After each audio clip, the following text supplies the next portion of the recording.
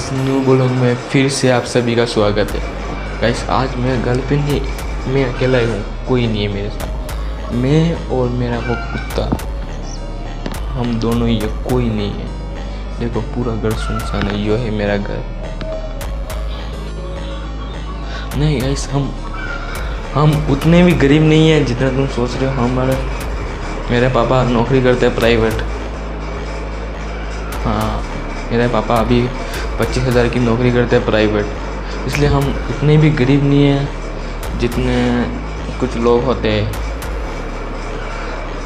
खाली एक बात तो है, मेरे पास अच्छा फ़ोन नहीं है।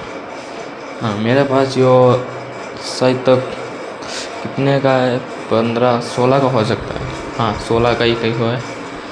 इसलिए गाइस, मैं भी आज से यूट्यूब स्टार्ट कर रहा हूँ, इसलिए मुझे भी गाइस सपोर्ट करना गाइस, प्लीज़।